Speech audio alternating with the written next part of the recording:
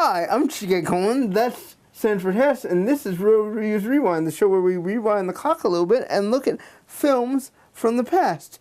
This week we're going to do a then and now comparison, which is something that I've been really excited about. We're comparing the 1954 version of this A Star Is Born to the new 2018 version of A Star Is Born.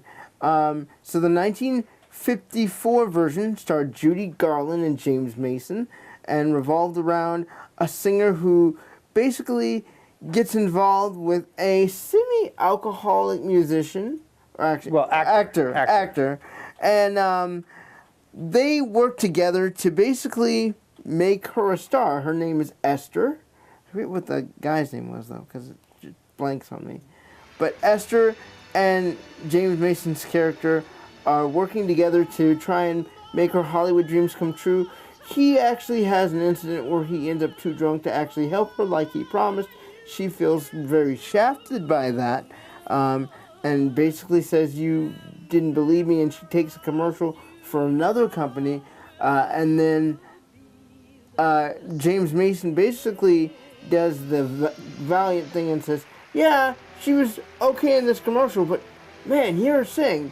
And from then on, Judy Garland's Esther star rises far faster than anyone could imagine. A star is born, one might say. Indeed, a star rises and one begins to fall, because as she gets more famous and more well-known, she gets success, and there have little periods of happiness, but there is a downfall because he has too many problems with alcohol, and even though he, at one point, spoiler alert, for a 54-year-old film, he basically has to go into rehab for his alcoholism, and this takes a toll on Esther as well as the people around James Mason's character.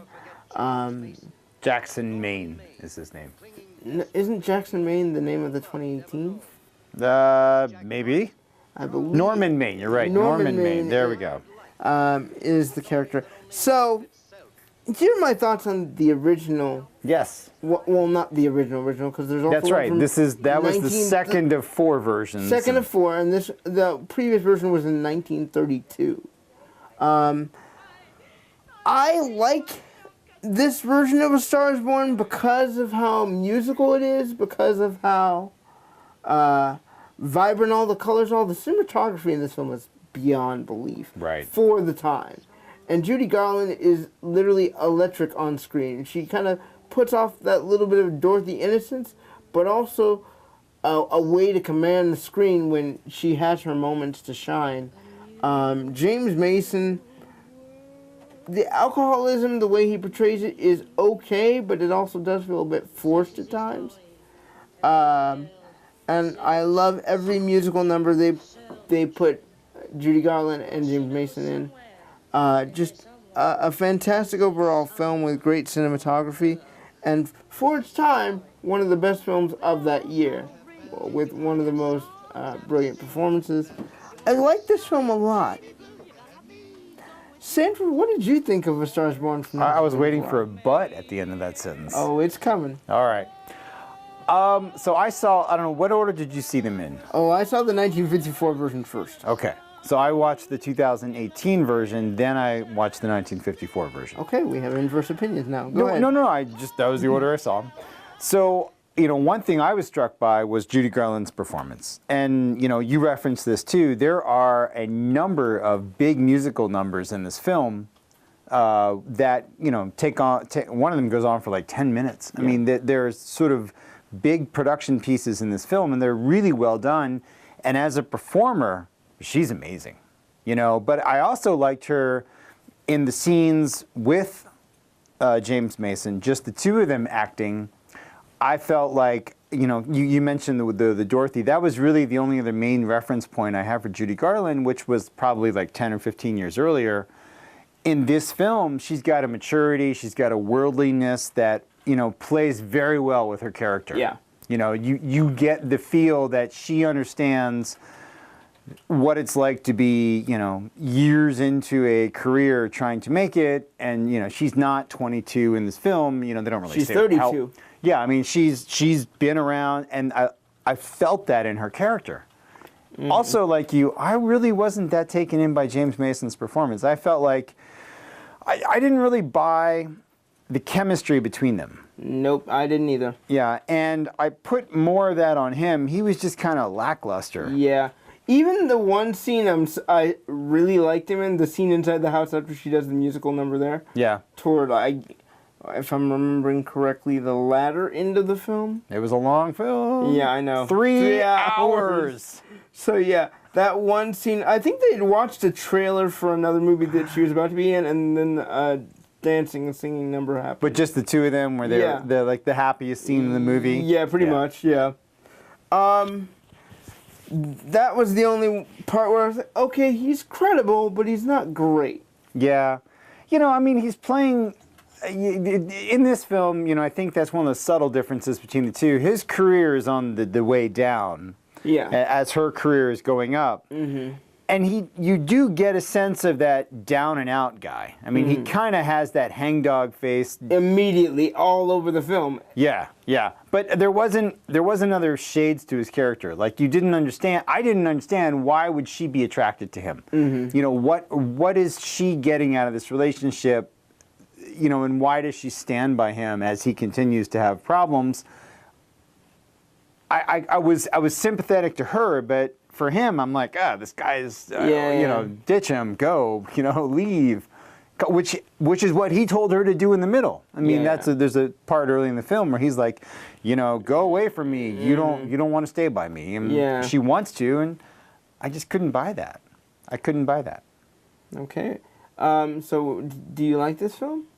Yeah, I mean, it is 3 hours, so I felt like, I always feel like in a movie that long, that okay, what could they have cut? I mean, there's a lot of story in this movie. Yeah. And I felt like they kind of, you know, parts of it really dragged. Yeah, definitely. But what struck me about this movie actually was, I mean, you mentioned the colors and the production numbers. I mean, it's one of those filmed in Technicolor and widescreen Panavision and cast of thousands and musical numbers with dozens of people. It's a spectacle movie. It really is. Yeah, so I liked that part. It was kind of different.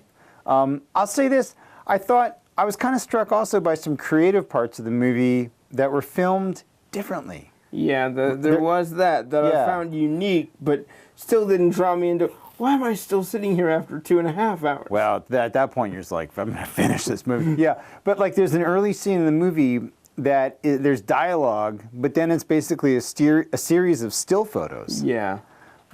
Which when it happened, I was just kind of like, huh, well, that's interesting. And then they never kind of went back to it. There was a later scene that was told sort of similarly with a couple of shots of like cars pulling up and like you hear dialogue. Yeah. Which was an efficient way to move the story along. But yeah, that was just kind of like, it was different. My problem is, and this isn't me bragging, but I've also seen that done in film noir and other things. So it wasn't that refreshing to me. It was refreshing to see in a musical. By the way, I should point this out to our audience. A Star is Born from 1954 is a musical. You will not be able to escape that. But it may have been a musical, but I didn't mind. The musical scenes were in the context of the film. It's like it snuck up on me. It's like, you know, a little spoonful of sugar to, you know, help them the medicine of the musical go down. Ladies and gentlemen, do you hear that? That's my soul tearing up because Sanford actually likes the musical. Oh God! I liked it despite the fact that it's a musical. I think I'm gonna lose it. I'm okay though. It's cool. It's cool. I like this film as well.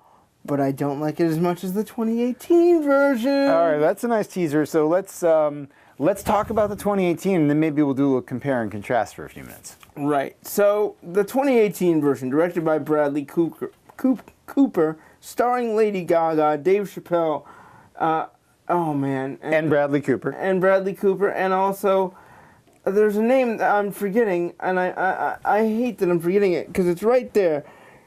Gangster guy, help me out. I'm not taking that bait.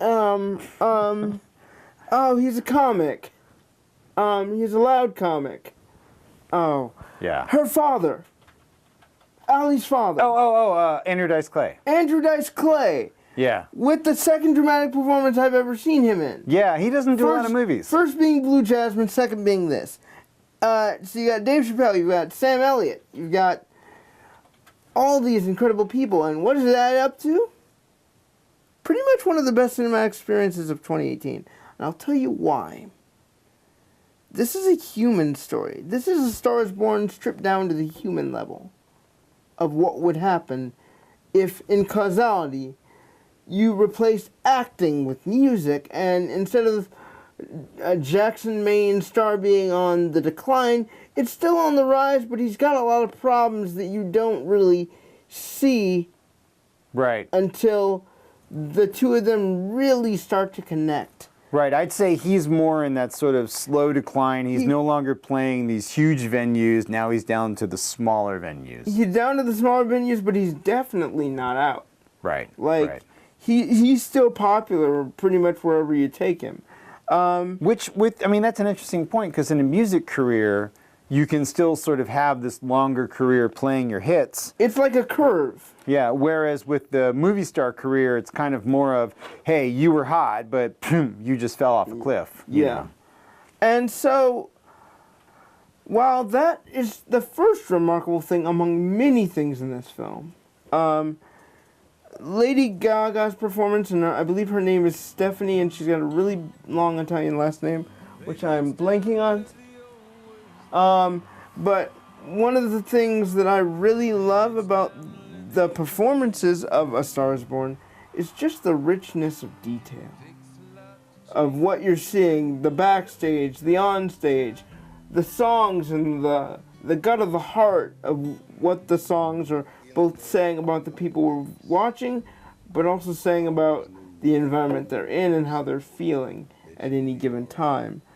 Now, she wrote, I think I read this, she wrote a lot of the music. Did she? Yeah, that there's some of the songs in the film, and I think she might have even co-wrote some of his stuff that he plays. So maybe some of that depth comes out of her actually personally connecting to this. I would imagine so, if what you say is true. The first bit of interesting tidbit that I'll present is Lady Gaga is the same age as Judy Garland was when she did A Star is Born. And Bradley Cooper is 2 years younger than James Mason when he did A Star is Born. Yeah.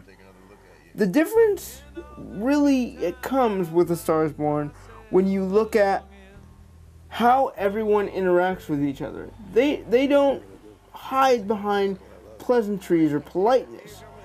There are 54 uses of the F word in this film by Jackson Maine alone, because he feels like no one's understanding him, no one's getting his point. So it's like a noun, an adjective, a verb, everything for him in this film. And you have Allie, who, never really felt beautiful enough for the music industry, never felt confident enough that her voice meant anything to anyone, who was just lifted up out of the circumstance to high royalty of music, and Jackson takes her there. And I think the reason these two coalesce and mesh so well and stay together throughout the film isn't because he's her muse or she's his muse. It's because what you share in a moment with someone, it stays, it's connective tissue, essentially.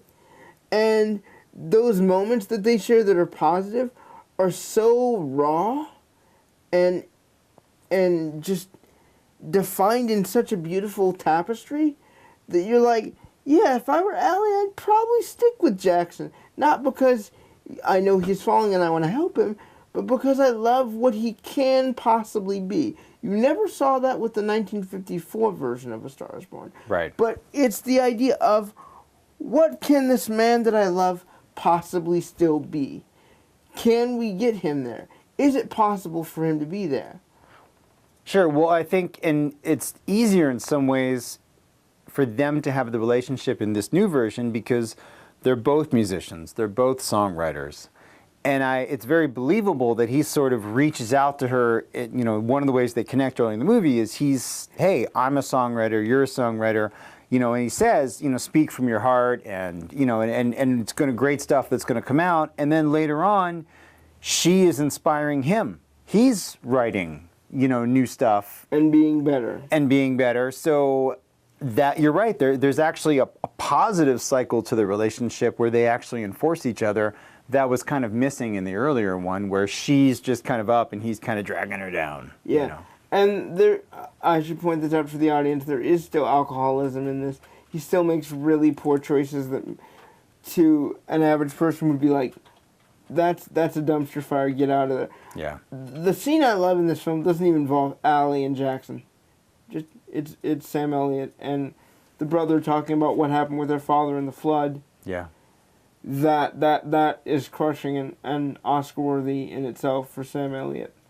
I got to say, the Sam Elliott thing was kind of weird because the movie started, and I'm watching it, and there's Bradley Cooper speaking on the screen, and I'm thinking, he's doing a Sam Elliott impersonation. Why is he impersonating Sam Elliott? And then, like about a couple, 10, 15 minutes of the movie, Sam Elliott comes on, and I'm like, oh, okay, well, there's Sam Elliott at least. I don't know, you can watch him do a Sam Elliott.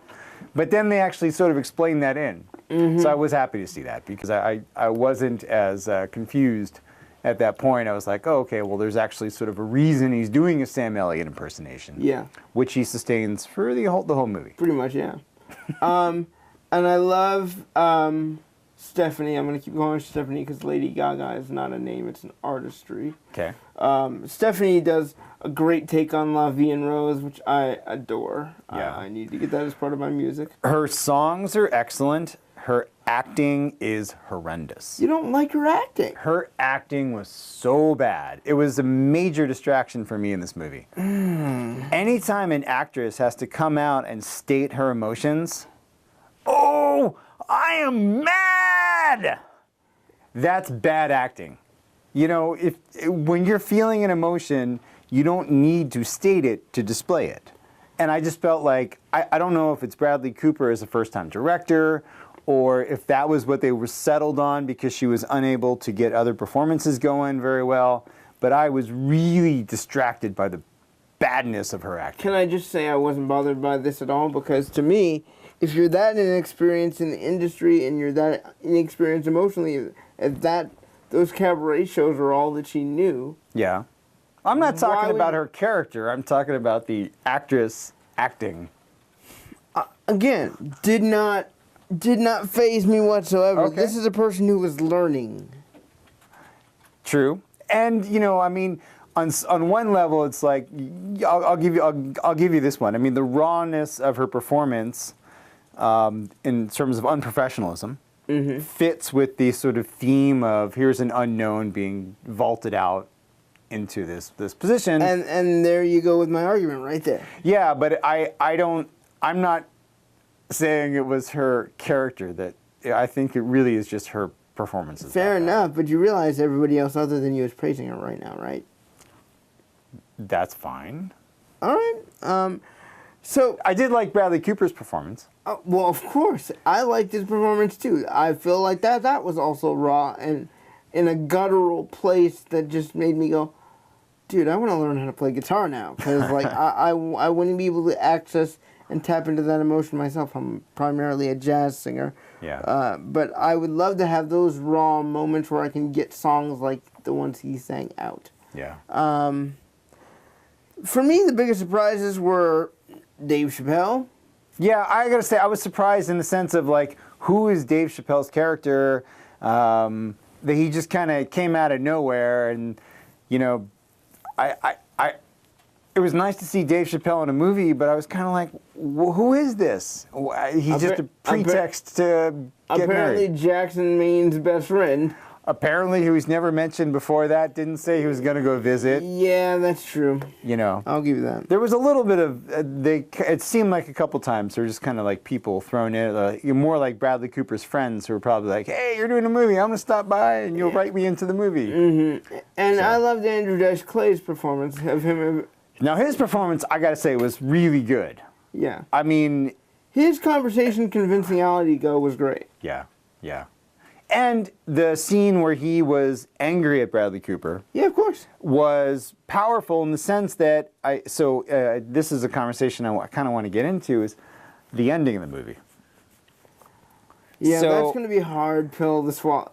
Well, okay, so first of all, Literally. we're going to have to sort of give away the ending to a certain extent to have this Do conversation. you want to give it away together, or you want to just give it away? Well, okay, so the movie ends in both cases with the Jackson Maine or Norman Maine committing suicide. Yes.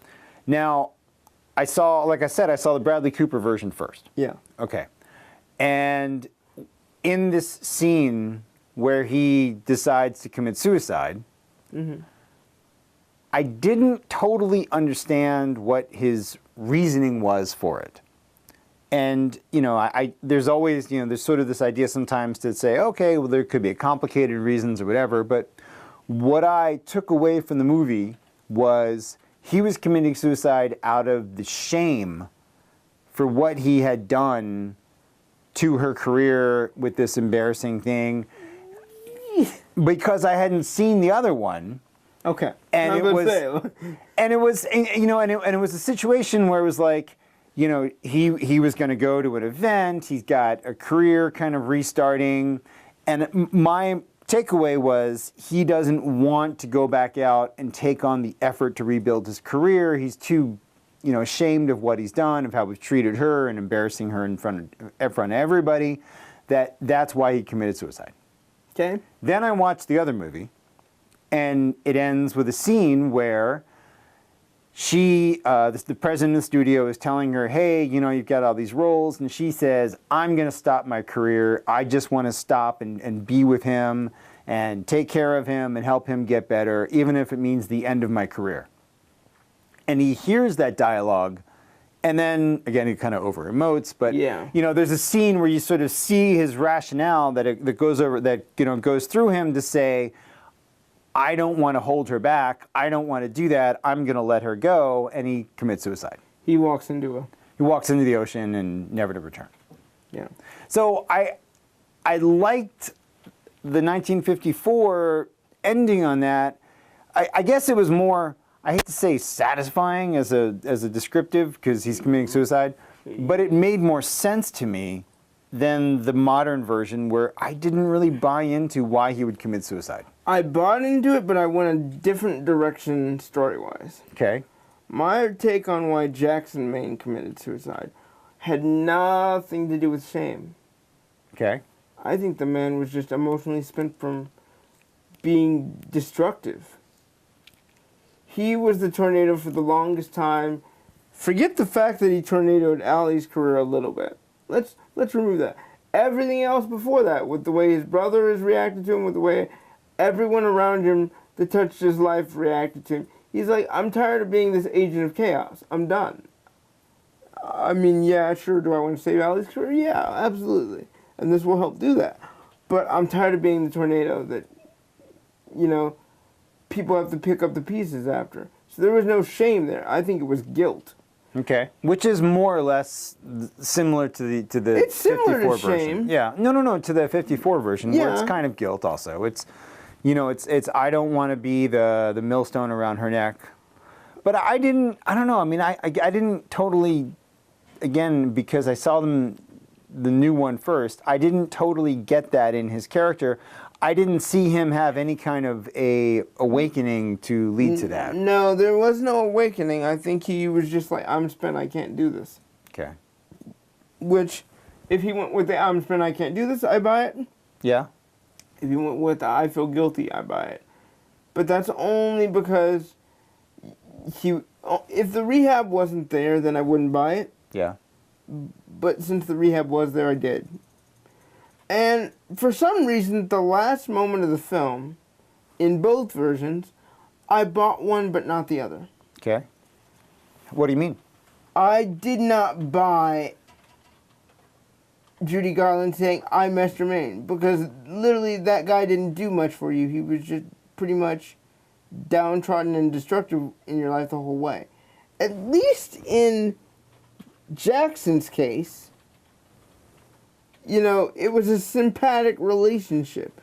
You had them not only helping aid each other, but you had a grounding for the love and the care, and being there through most of the disasters to see, you know, her come out the other side and not only accept Jackson for who he was as an artist, but who he was as a person by saying, I'm Allie Main. Right, right. Well, and that's a good, and that's an interesting point. I mean, I think part of that also reflects the role of the wife, you know, and there's 60 years difference between these films. Things have changed a lot. Yeah. So that is an interesting point. Did you buy those, though, is my question. I bought them. I didn't, I mean, they didn't ring false to me, I guess would be how I would describe it. I liked, I think this is one of those cases where, and I'm just going to make this as a blanket statement, movies today, at least good movies, are much more nuanced in their human performances than movies were in the 50s and 40s. Yes. Okay. So when you have a scene like that where they, to me it feels more human because it's a more nuanced thing than, you know, the 1954 one where it's like, Judy Garland's not going to make it. Oh, wait. Oh, she is going to make it. You know, and yeah. And then she comes out and, you know, and it's just, it's way too over the top for me. Yeah. And I just, you know, that happens and you're like, and then I kind of feel like, all right, well, that's just how movies were then. And I think performances were more over the top. Yeah. Partly that could be because these are people who, some cases, made their careers earlier on stage, where you have to project more on stage, and you're not. That could be true. Acting for film is different from acting on stage, and so I don't know if those, you know, if today's people who are really just movie stars, they never acted on stage, they play much better to the camera in the sense of it being a sort of more compact performance. So. Yes. Big question now, because we're almost at the end of the show. Yeah. Which film did you like better? Oh, that's a good question. I'm going to say that I liked the new one better. And I'm going to say that there's one thing I didn't mention yet that I really enjoyed about the new one. Okay. Which was the performances, the musical performances. Yeah, of course. The way they were shot, the being on stage, that aspect of it, I really liked that. So I would say I like the new one, with the one exception being that, you know, if I could have had Judy Garland, you know, at 32 in this modern one, that would be the best possible combination. So that's that's my only caveat. Oh, that makes it hard now that you added that little caveat. Well, you can't do that. So let's go back. All right, for you, 54, 2018. I really love Judy Garland a lot. I've seen multiple films that she's been in. And I like what Lady Gaga did with her natural performance, despite it being, like you say, overacted in terms of her emotional state. But I have to go with the 2018 version for the simple fact of I like naturalistic filmmaking. Yeah. And this was the epitome of that. We didn't even really talk about Bradley Cooper's directing. Yeah, and you know, just ironically, the version of the Judy Garland one that I saw had a little mini interview with him at the beginning and a mini at the end, and he was talking about how his style of direction, how much he took away from Clint Eastwood or from David O. Russell and from some of the other directors who he's worked with. And I did feel like there's that, you know, because I mentioned there was a Clint Eastwood preview before it. Yeah. That naturalistic style, I feel he absorbed that really well. And the performances he gets from everybody are very intimate. Does he have a future as a director? If he wants to. I mean, he could be one of those sort of actor-director auteurs from now on, or he could just say, yeah, I did one, gonna stop while I'm ahead. I don't know. Well, I, for one, hope he continues on this journey of making intimate portraits of life, but not having to adapt, 54-year-old material. Yeah. I wanted to do something original. So that is it for our show. We will see you next week or in 2 weeks? In a few weeks. In a few weeks for the next adventure behind the lens with Reviews Rewind. Until then, enjoy the movies. Bye, guys.